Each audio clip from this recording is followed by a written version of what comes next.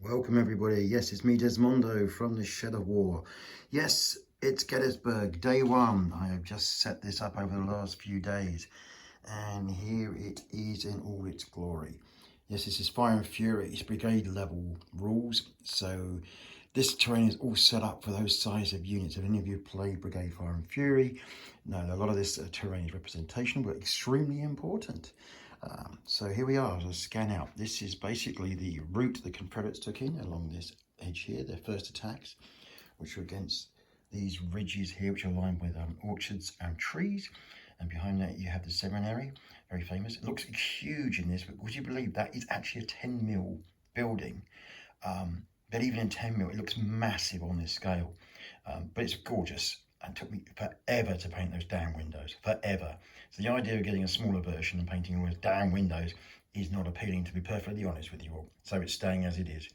Anyway, so the Confederates came in from here. They ran into the Union, which were not really expecting what happened and what hit them. And any of you who know anything about the American Civil War, I'm sure you know about Gettysburg, and I'm not going to try and tell you about the battle. But anyway, the table is now set up. One thing I should point out, which is unusual for my games of Fire and Fury, I've put fences on where fences are not required. Now with the Shiloh game, which is on the YouTube channel, you will see that I use the fences to show where fields were, which is a logical thing to do and makes it much easier to see the terrain. But in Gettysburg, there's an awful lot of open ground. And yes, in reality, there's lots and lots and lots of different fields, different crops growing, whatever. But in Fire and Fury Brigade level, these are not actually in the game. They don't give any cover. They're non-existent in terms of the way that the rules work. However, for the way it looks, I've added the fences.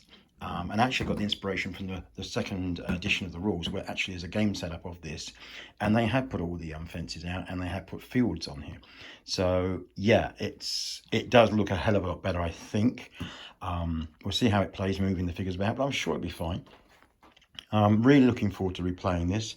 I haven't sorted out players or anything like that. This is just a flight of fancy, shall we say. I've been listening to an audio book about the American Civil War, and I'm totally inspired to do more and more and more of it. I have 15 mil and 28 mil armies. I just love playing American Civil War, and I'm just really keen to try this out again. It's a cracking scenario. The Union are up against it, as you would expect, especially if you know the battle. But there is elements of luck in these rules, and you just never know. It could be an absolute destruction of the Federals before day two even starts, or they could hold up the Confederates long enough to make sure that Union forces arrive and deploy all along the ridge, which you can just see the edge of at the top right of this. So anyway, this is it. It's all set up. It's ready to go. I'll probably add a few more things. For example, that's meant to be the unfinished railway. I'll do something with that, I think, to make it look a bit better. But other than that, I'm going to put the labels on the figures, and it's all ready to go. So, one last look. Fire and Fury, Brigade Level, Edition 2, Gettysburg Scenario 1. All ready to rock and roll. Take care, everyone. Hope you have a lovely week. Bye-bye.